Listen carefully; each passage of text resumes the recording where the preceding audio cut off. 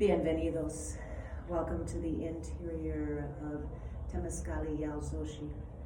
We are here today to offer you the community series of 4 segments that will be honoring each of the directions. And in doing that, we will also be connecting the 4 agreements in ways that we feel are manifested through the directions. So before we begin, I would first like to offer a prayer, a blessing of sorts. So you want to just close your eyes and feel it. It's in Spanish. Basically what we're asking is our guides and guardians to be with us, to help us through our lives so that we're able to realize our mission on this earth.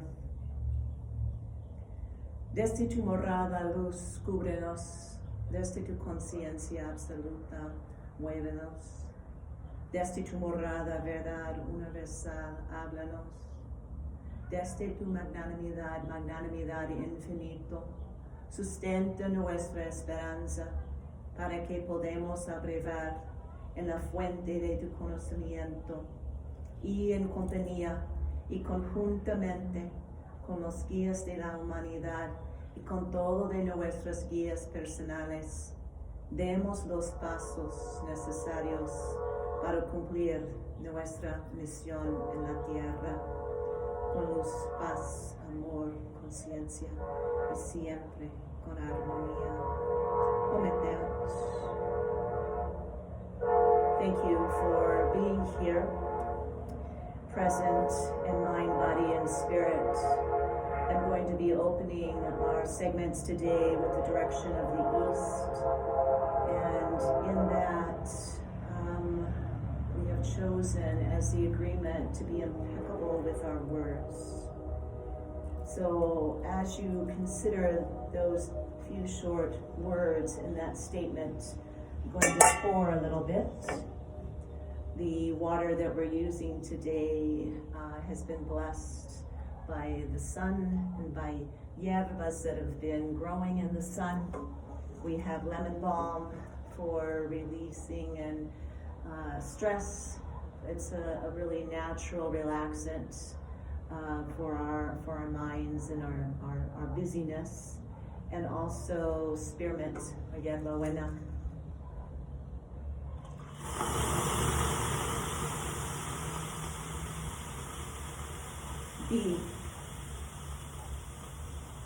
Be present, be within yourself,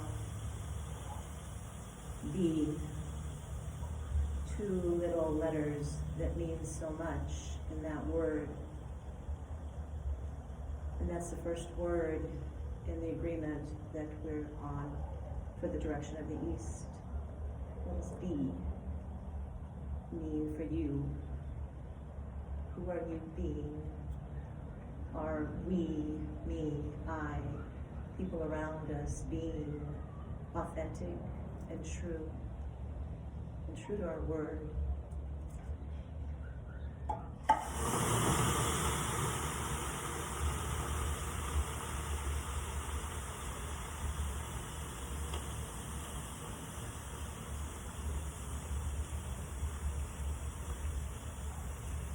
Impeccable. What a cool, beautiful word, impeccable. To be cautious, to be clean, to be neat, to be tidy, to be almost perfect.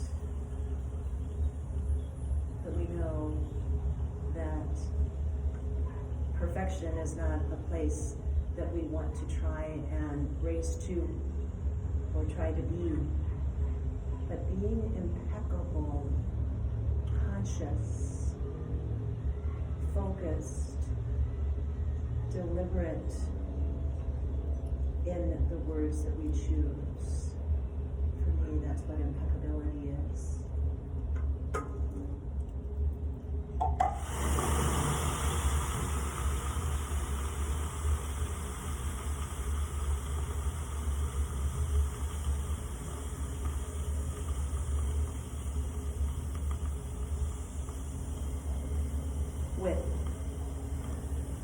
conjunction that we utilize a lot in our conversations throughout the day. You know, those little words that just connect other seemingly important words, but without it, we wouldn't have that connection. So that with is real important when we're looking at which words do we put with one another, and how do we express them? How do we create them? How do we release them? Or are those words within our minds, and maybe they need to stay there? That's part of this whole impeccability, to determine what words we put with one another.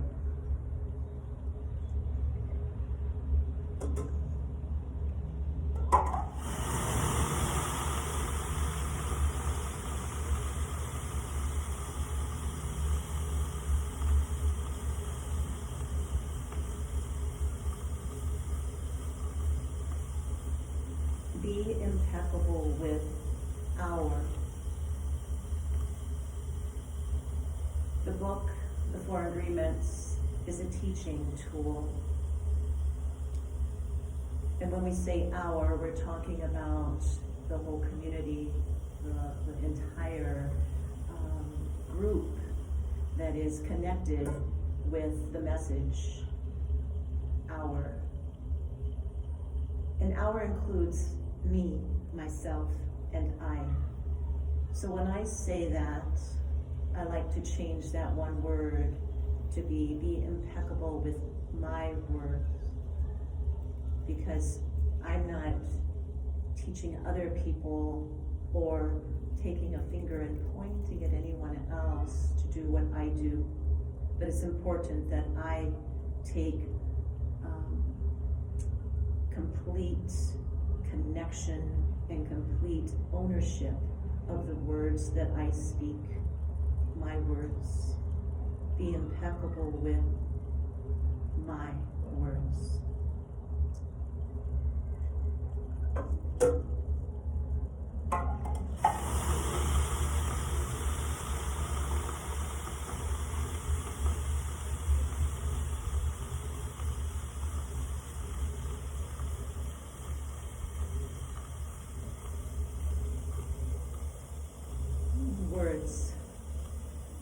Words are much more than a Scrabble game, crossword puzzle, or any other of the games we've created with words. And when I talk about those kind of games, I'm talking about tabletop games, but often I, to own that, have played with words. And we need to know that those words that we use can be used to heal, or they can be used to harm.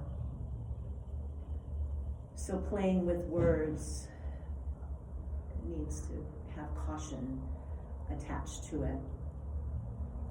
But words in poetry, words in songs, words in our communications with one another, words in our communication with ourselves. The reason we've chosen this agreement for the direction of the East is because it is in this direction that we look to our new day, and we look to see what is it that we're going to express in that new day, and in what way shall we create it and be expressive. We also have chosen this because for us, we look to the East for honoring the direction of the wind, and without our own wind energy, we would not be able to voice our words. Yes, we can write them, we can read them, but voicing them really brings more ownership to those words. And I'll often offer an essential oil in the different rumbos or directions, depending on where we are. So the one I would offer today would be laurel leaf. Laurel leaf not only is a really antiviral, and really good for your immune system, which we all need right now. But in an energetic way, it helps with our throat chakra. It helps us to unleash our truth and to be present in that truth when we speak our words. Words have often harmed us. So I'm going to pour one time here, as I'd like you to reflect on a time in your life that you remember that some words harmed you. What was said? Who said it? How old were you? Where were you?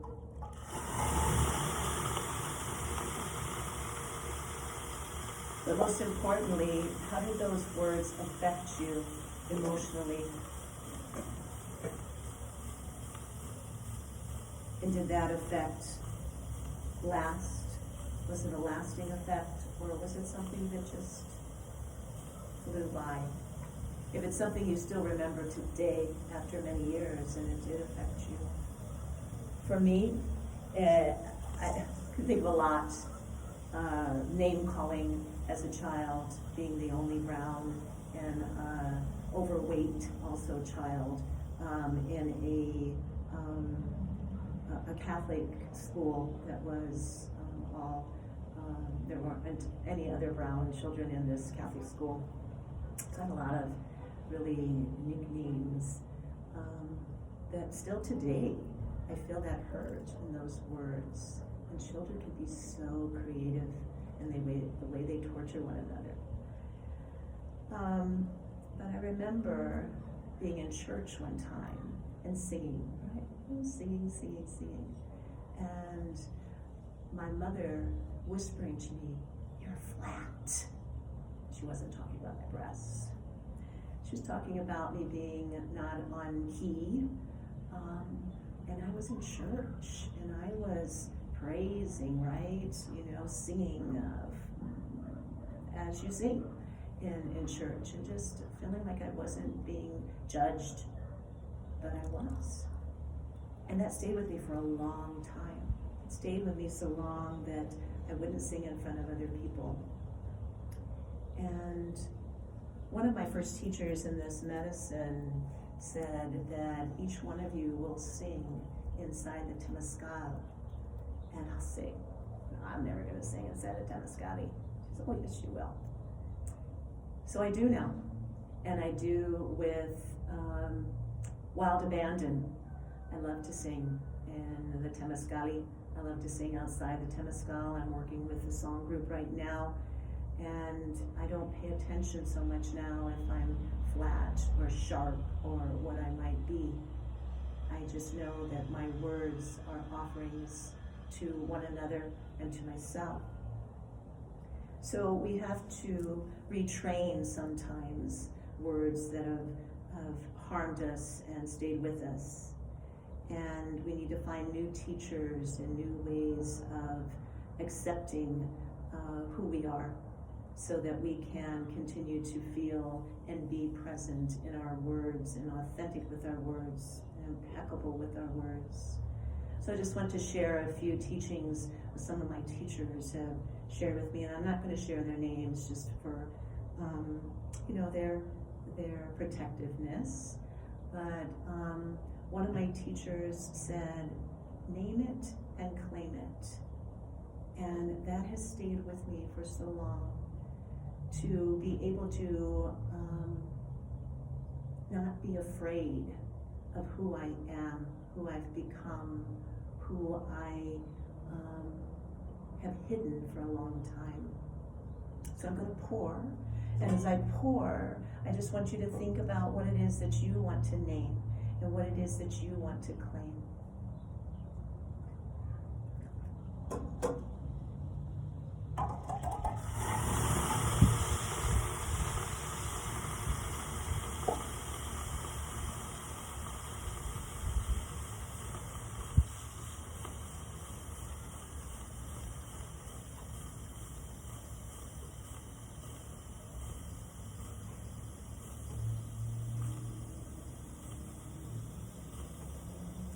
And for me, it was naming and claiming this world of curanderismo.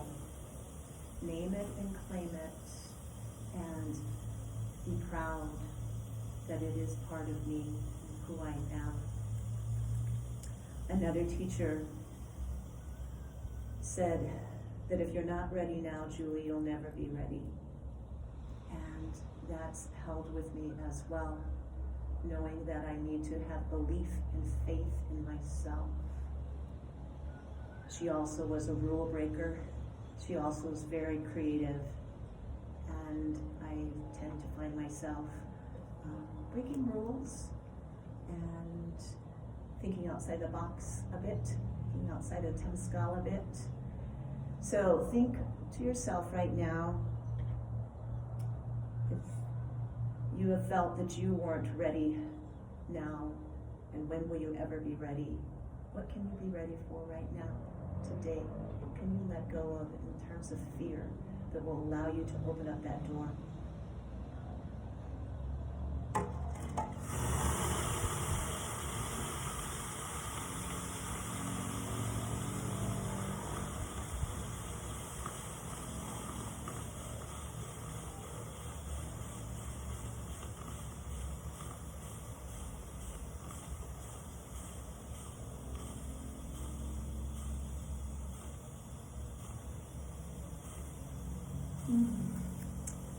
A couple more teachings that I've had by people that I respect and call my teachers. And one is when my teacher saw the fears in me about moving forward in terms of building this Temazcal, in terms of naming, claiming myself as a Temazcalera. And he said, "Sea chingona, Julia. Be a chingona." And I know to some people that word is like, oh, that's not a really good, impeccable word. But what that meant from him to me is find your fearlessness, find your courage, find what it is that you need to let go of and release so that you can move forward on this path. So, what is it that you would like to just be so powerful and strong about, and be your own chingon or chingona? Think about that while I pour.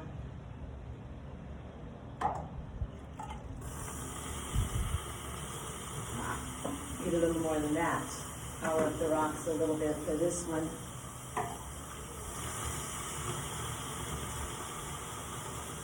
Gracias, abuelita.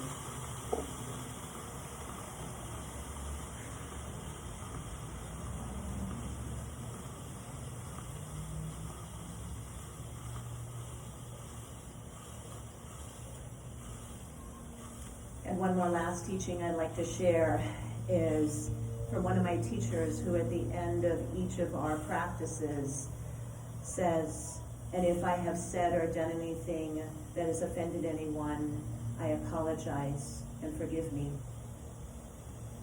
How difficult are those words to say? I am sorry. Forgive me. Now there may be some people who apologize for everything, and there needs to be balance in that, and really find what it is we need to truly ask forgiveness for. And when we do that, let's name and claim that too with the I. So a lot of people just say, sorry. Can we add, I am sorry for what I did, what I said. Please forgive me. Shows a lot of humbleness in that. And I honor and respect that teacher of mine that says that at the end of each of our practices, as I honor and respect all my other teachers as well. And I've just named a few today.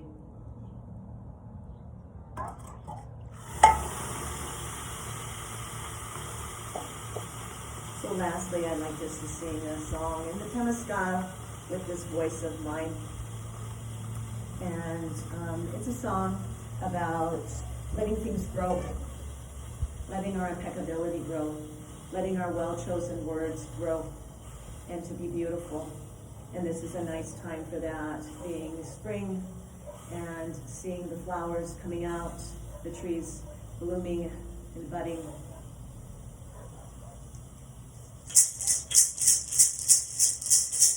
Que florezca la paz, que florezca la paz, que florezca la paz, que florezca,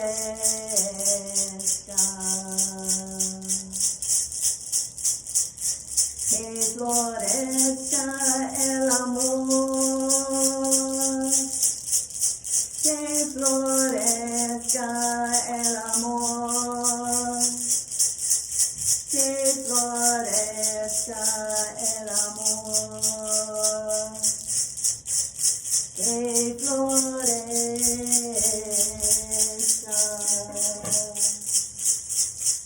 que florezca la voz, que florezca la voz, que florezca la voz, que florezca.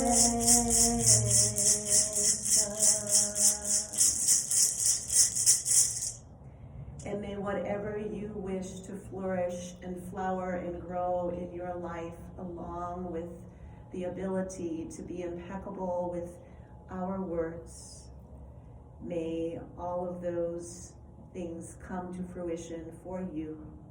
Thank you for your time. Ometeot.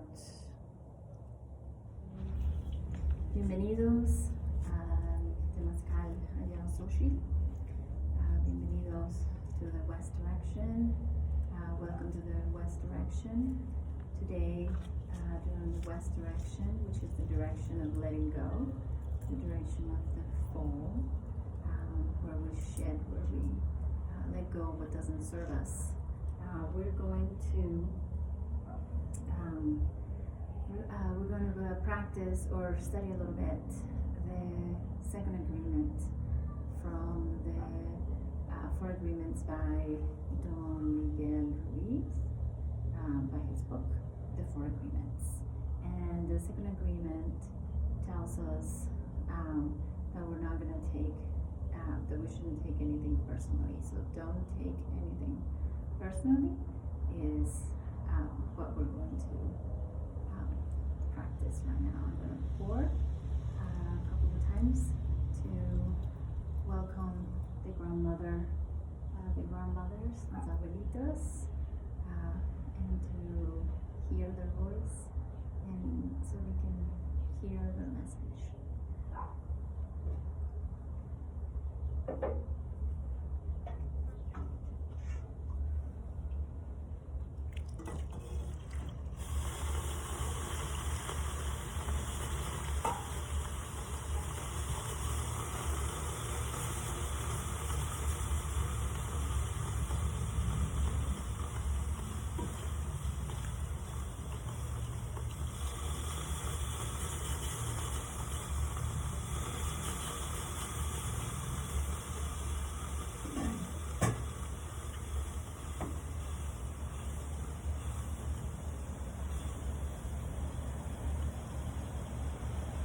So the second agreement, don't take anything personal. It reminds us, or it tells us, it's more of a reminder or like a teaching, that, we take things personally because we have been brought up to believe that everything that happens or everything that we hear or that somebody else does is about us, and if this is part of how we are brought up, how like what we have learned in our lifetime. And Don Miguel Ruiz reminds us that We don't want to take things personally because what somebody else says or does is part of their life experience. It's not part of our life experience, and it belongs to them, not to us. So we first understand that what somebody else does is their thing, and that we leave it with them and not take it with us. Because if we take it with us, we're taking things personally, and we hurt ourselves. We allow ourselves to be hurt that way, because somebody said something, whether it was about us or not, or somebody did something, and it could be towards us directly or not, but it could be a source of pain. So this agreement allows us to remove something that could be a source of pain for us. And so by practicing this agreement of not taking things personally, we kind of take ourselves away from being a victim, from being able to be hurt by others' actions or words. So we kind of become immune to it. And it's not easy. It's something that all of us have been brought up to believe. So we gotta take a step back and remind ourselves to not take things personally. So one of the other things that he talks about is that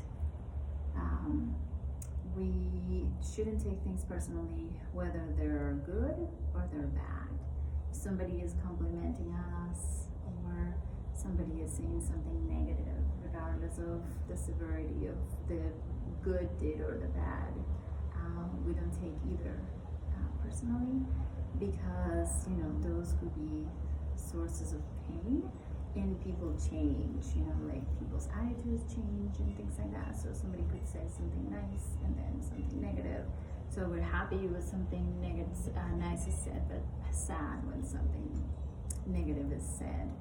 So by practicing not taking anything personally, we kind of protect ourselves from getting hurt by other people's actions or words. And there are a couple of ways that we can practice this. We can practice by writing down don't take anything personally and posting it on somewhere in our house to remind ourselves, because this is something that we will need to practice pretty often. And then the other thing we could do is ask questions, which is also something that he does and that I appreciate, is like that he recommends us to ask questions. Are we reacting from a source of truth or from a source of perceiving something that's not true?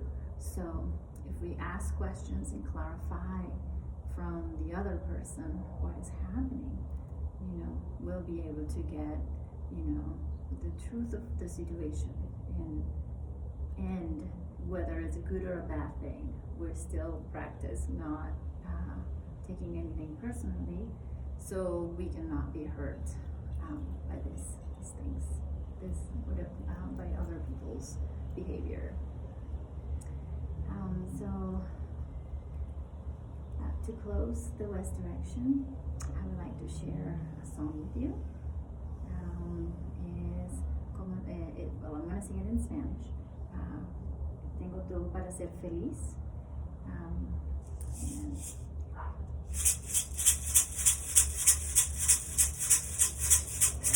¿cómo no voy a cantar? ¿Cómo no voy a cantar? Si tengo todo para ser feliz. Si tengo todo para ser feliz. Tengo la luna, tengo el sol, tengo energía, tengo calor. Medicina para curar, medicina para sanar. ¿Cómo no voy a cantar? ¿Cómo no voy a cantar? Si tengo todo para ser feliz. Si tengo todo para ser feliz. Tengo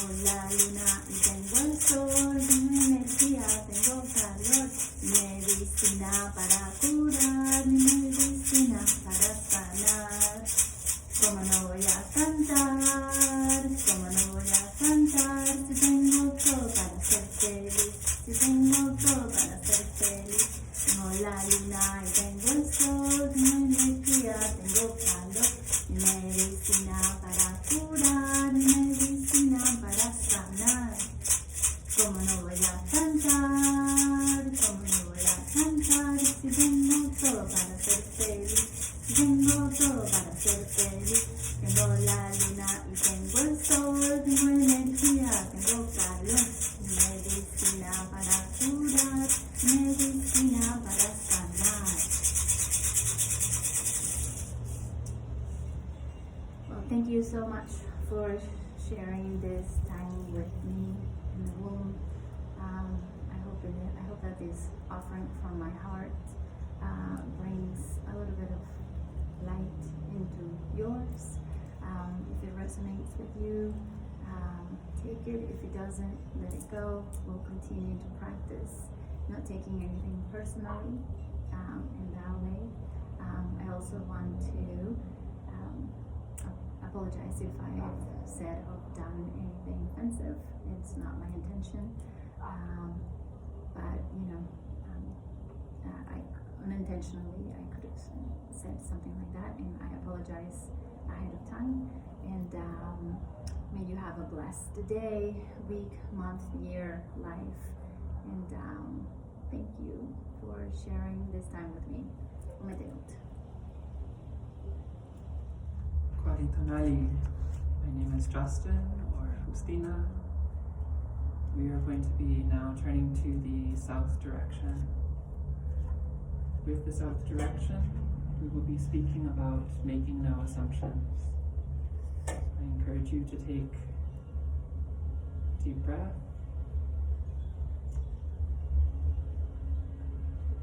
Pour water, greeting the grandmothers.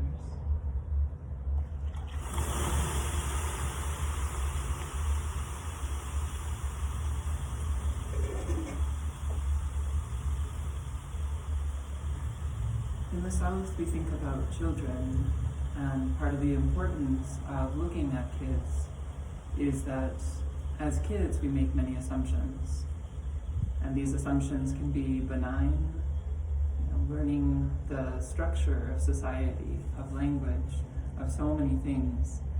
Kids assuming that the plural of foot is foots, or the past tense of think is thinked. These can also be self-serving assumptions. When my friend goes to the potty, then I can take their toy and play with it. And sometimes assumptions for children are a matter of self-preservation.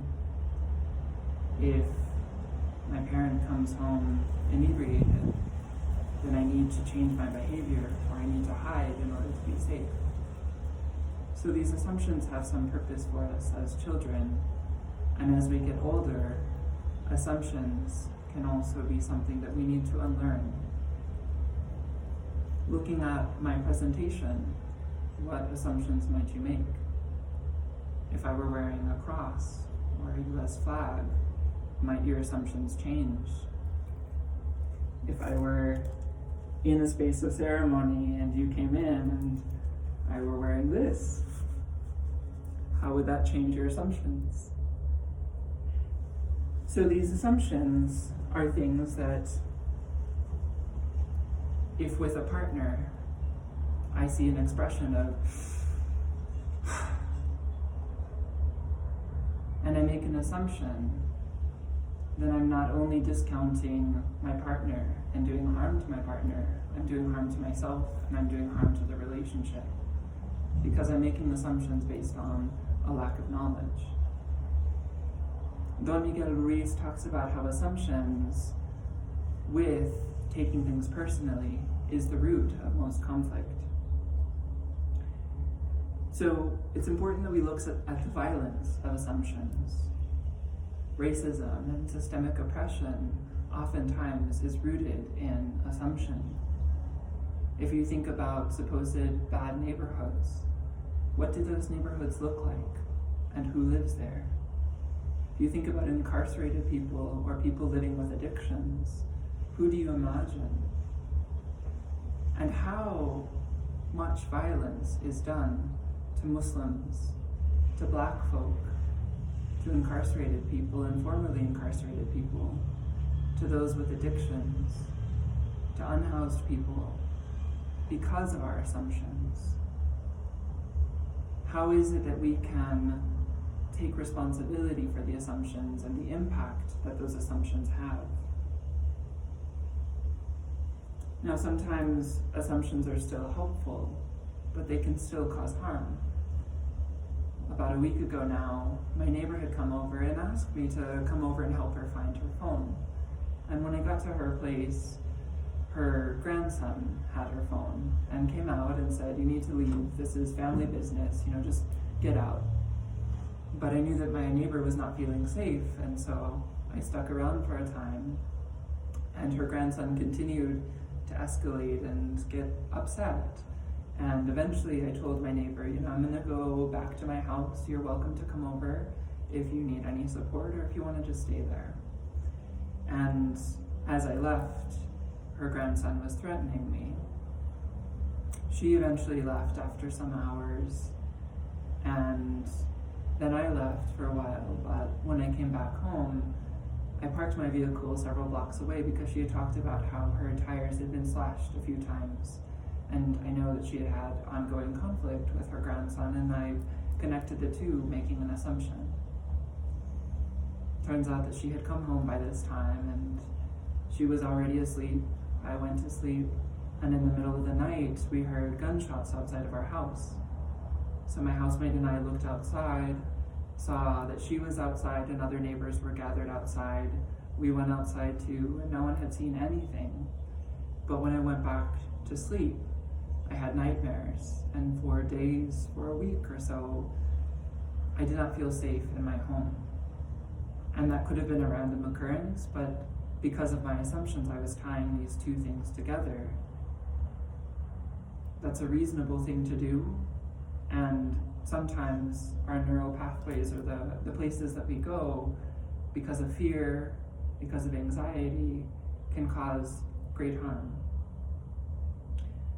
Similarly, right now, in the time of COVID, how do we navigate caution and being conscientious with that line of paranoia or hoarding?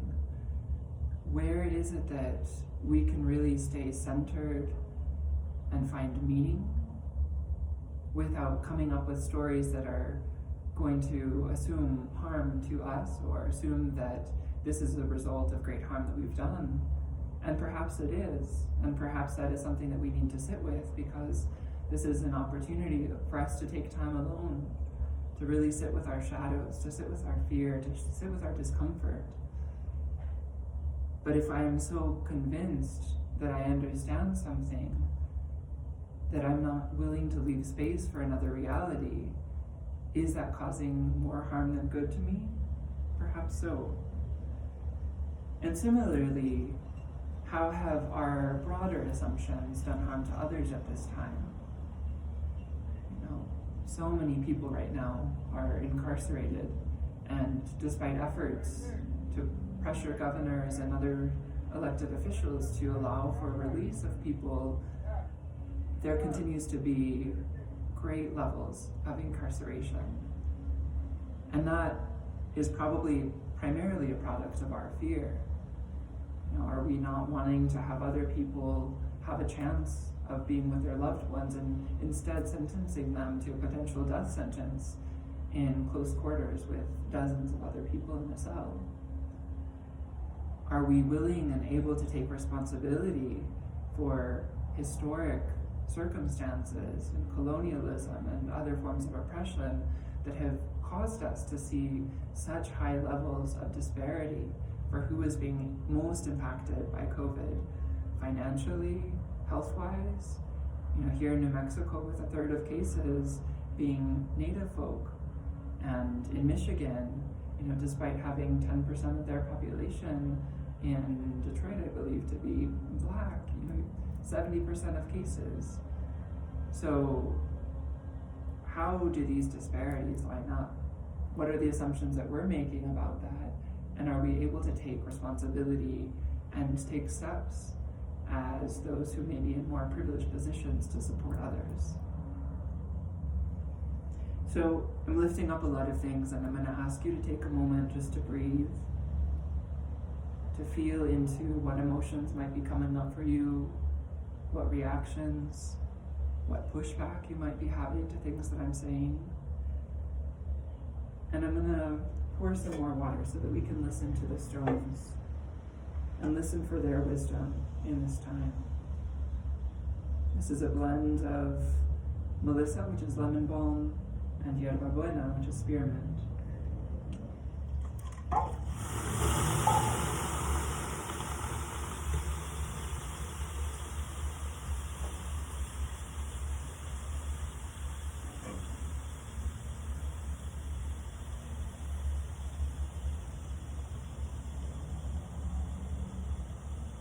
If you want to take some water that you might have with you, you can also pour water.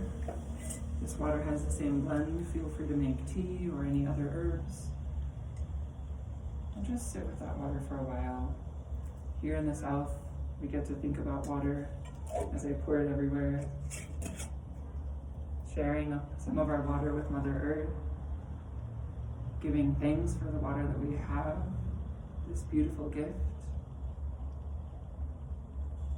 And allow in this water any of the concerns that you have, any of the assumptions that you have, to be held and to also flow. Think of some of the properties of water and its meaning for you. I'm going to sing a little ditty. My baby snake is just a worm. The vet just checked, it is confirmed.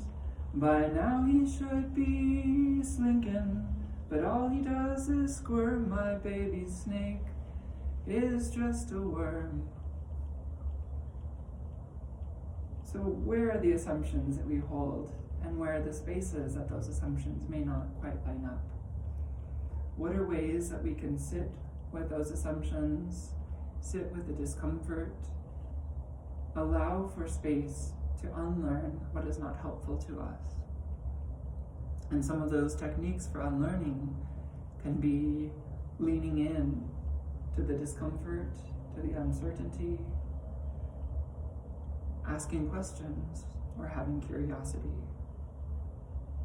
So I'm going to sing a little song that came to me yesterday. I was at the Hemis River, land that is occupied land now, but traditionally has been stewarded by Hamish people, and was fishing with my dad.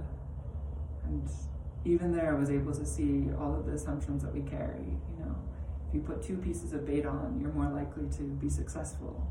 Or if you move your rod while it's in the water, or if you bring your rod down, if you move back far enough. All of these little tricks that we maybe ascribe meaning to. And some of them may indeed have truth, and some of them may just be confirmation bias, that we did something a couple of times and it worked, and so we think that that must be true. So go ahead and hold on to your water. Feel free to join me in singing or humming, and we're just going to flow with whatever comes.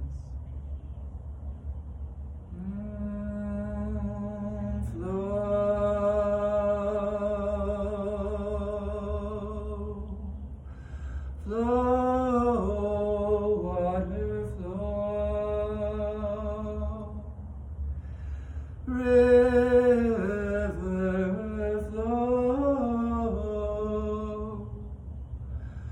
flow,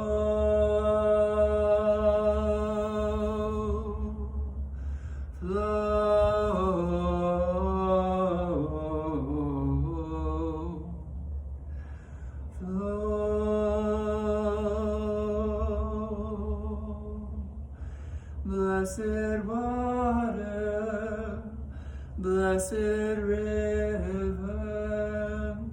blessed life giver, blessed water, blessed stream, blessed living dream, flow, flow,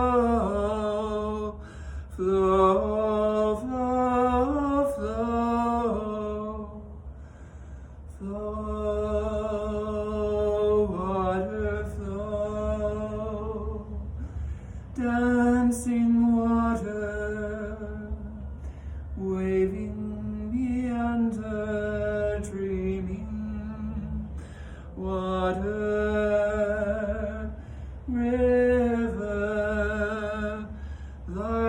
blood of our planet, flow, flow, water in me, flow, flow.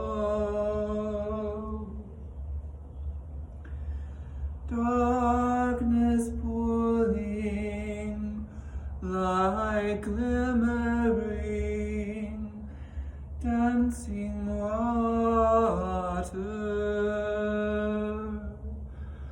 Oh,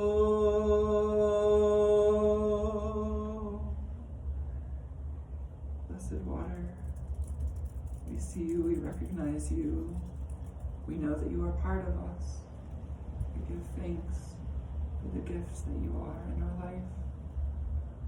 Allow us to see the assumptions that we hold. Allow us to see that sometimes those assumptions are not the true picture. They might be clouded by the rushing water. They might be clouded by our judgment of the stories that we tell. Help us to lean into curiosity. Help us to find meaning, and yet, just like the water, be not too attached to that. O Mateo.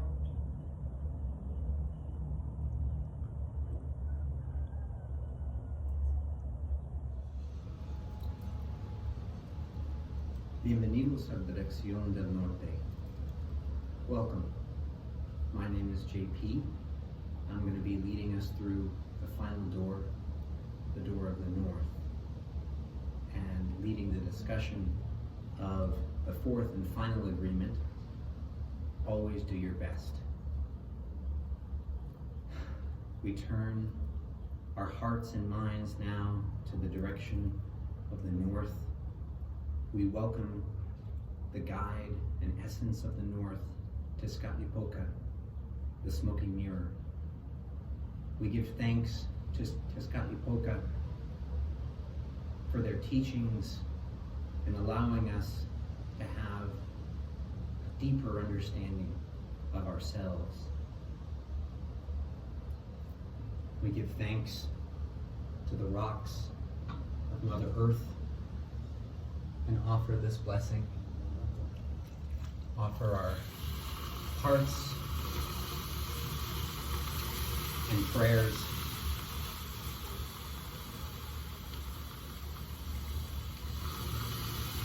The direction of the north is the direction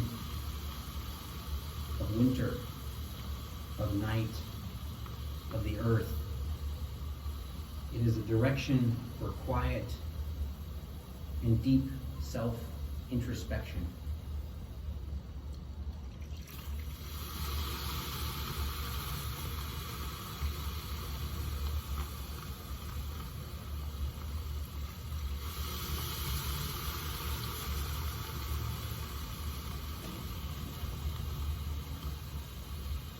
In the direction of the north, we're going to be talking about the fourth agreement. Always do your best. This is an agreement based on action. Doing your best, no more, no less.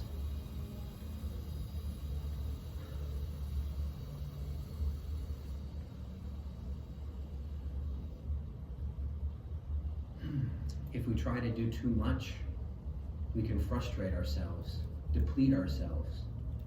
If we try to do too little, then we're left with regret and self-doubt, guilt.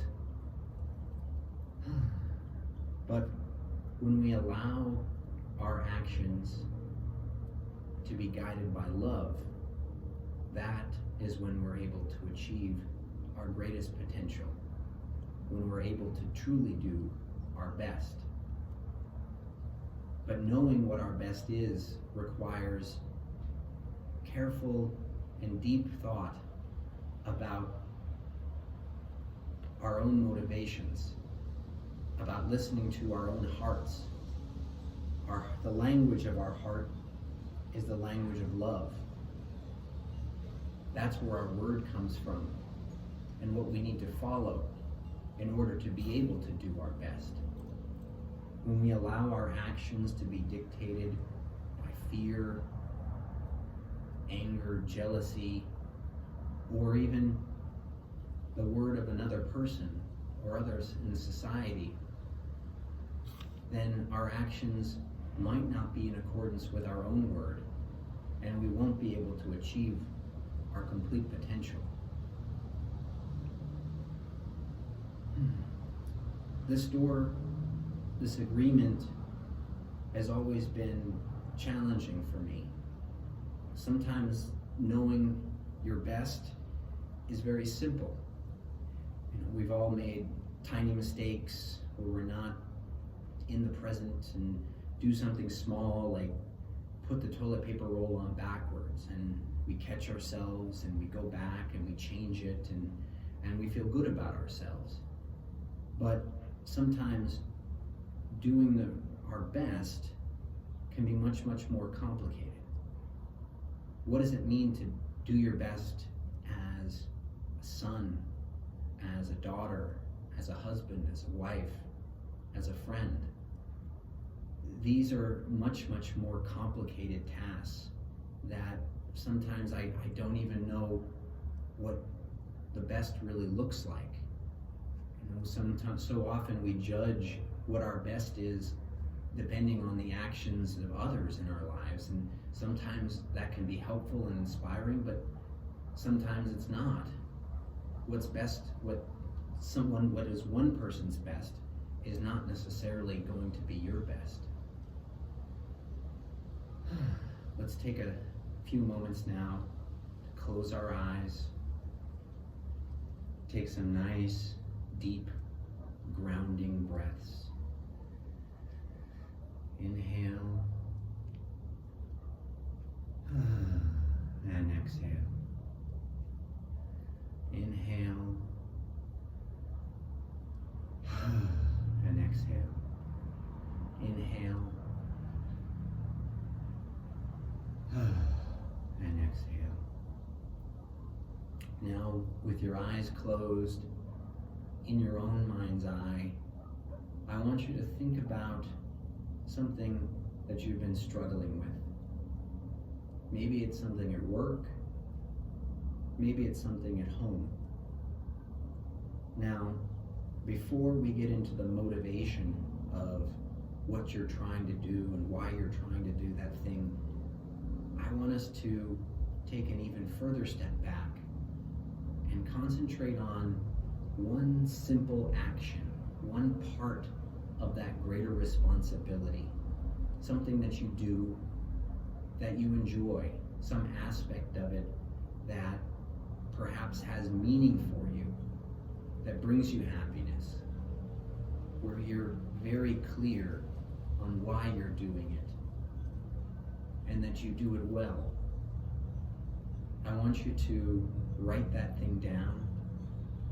Write down that action and why it's important to you. And in the weeks to come, whenever you're performing that action, I want you to focus on it, to be present for that action, to do it the best that you can do. Some days, your best is going to be better than other days, and that's okay. Some days you may forget altogether. The 4 Agreements is a practice. So you need to practice at it in order to achieve your true potential. And as time goes on through the months that follow, when you feel that you've truly mastered that action and understand that the reward of doing that action is in the action itself, not the outcome,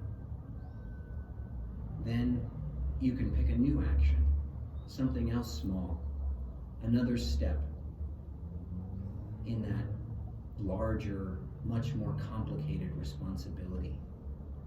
And then brick by brick, action by action, you can work on building your best life, your best dream of what you want your life to be, and make it a reality by always doing your best at that action.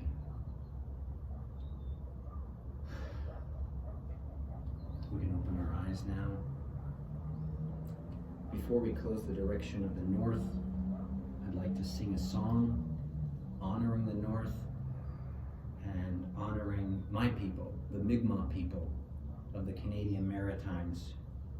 For those of you who know, it's very far north.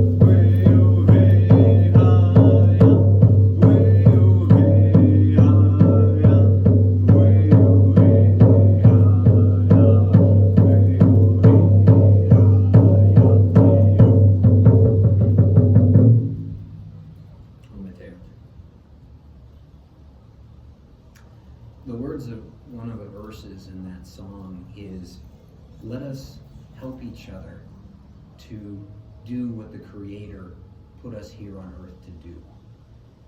Now, if you're living your life according to the 4 agreements, then you're the creator of your own life, the creator of your own dream.